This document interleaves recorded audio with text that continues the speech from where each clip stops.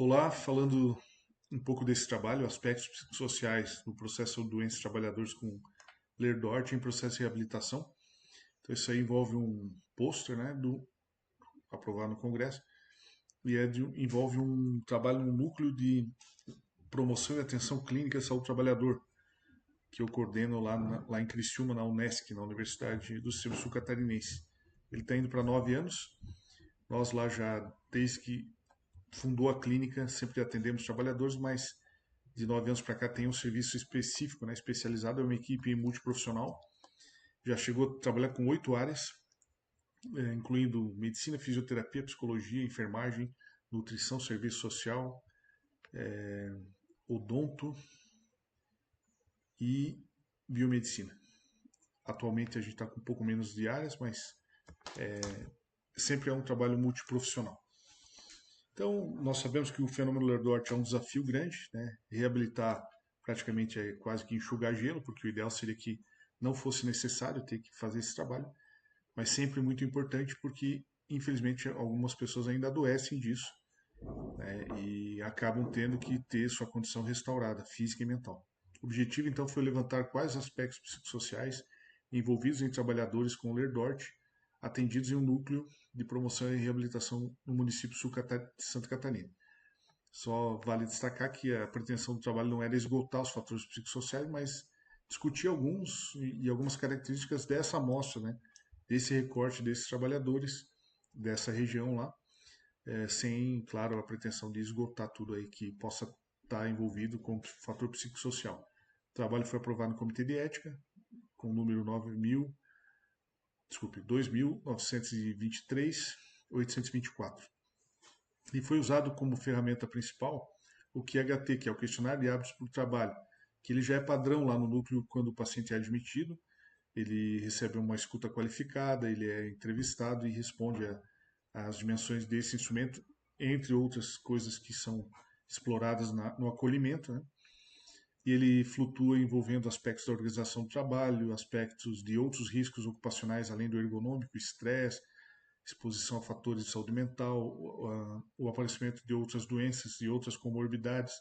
E aí ele mergulha em vários detalhes também sobre Ler-Dort, incluindo aspectos ergonômicos, aspectos psicossociais. Uma das autoras do trabalho, a principal autora, na verdade, era uma psicóloga. Foi no período do mestrado que ela estava atuando no núcleo que foi feito esse trabalho, com uma parceria também, uma colaboração de uma outra mestranda, Daniela Vitorace Long, e eu que estava orientando, a professora Williams Long. Falando dos resultados, a média de idade 44 anos, sexo distribuído entre os sexos, geralmente a gente vai ter lá prevalentemente mulheres, né, com Ler-Dort. Nesse caso também foi um pouco mais mulheres que homens, 56%, mas até que nesse recorte o público masculino estava mais representativo do que em outros trabalhos que a gente já fez envolvendo esse tipo de público. Lá em sul de Santa Catarina, muito comum, né, a população de origem descendentes, né, de imigrantes, então a população já tem essa característica prevalentemente da cor branca.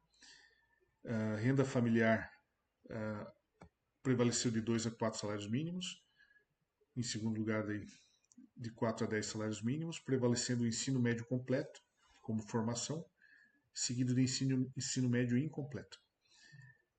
Entre as ocupações mais prevalentes foi serviços gerais, seguido de trabalhos administrativos diversos e trabalhadores da educação. Depois tem os outros tipos de ocupação. Né? Algumas características envolvendo os riscos ergonômicos. Então, trabalhadores dessa amostra dizendo que sempre estava presente, por exemplo, né,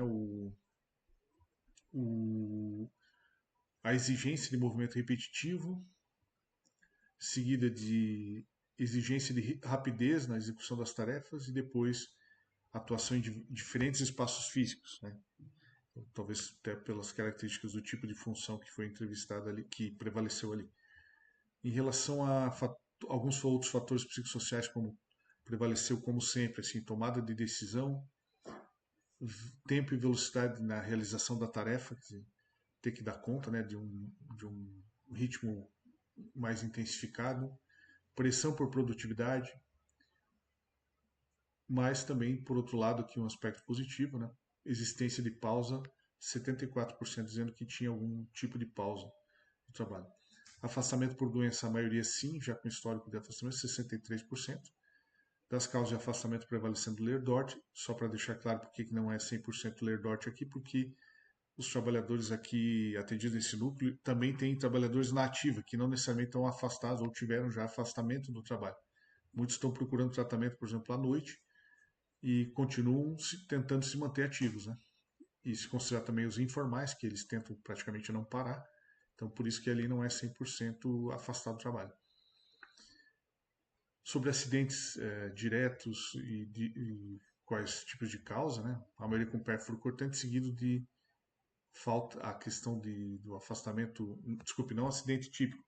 A causa do afastamento de forma geral, seguido de acidente de aspecto de saúde mental, né? Que no caso aspectos de agressão moral.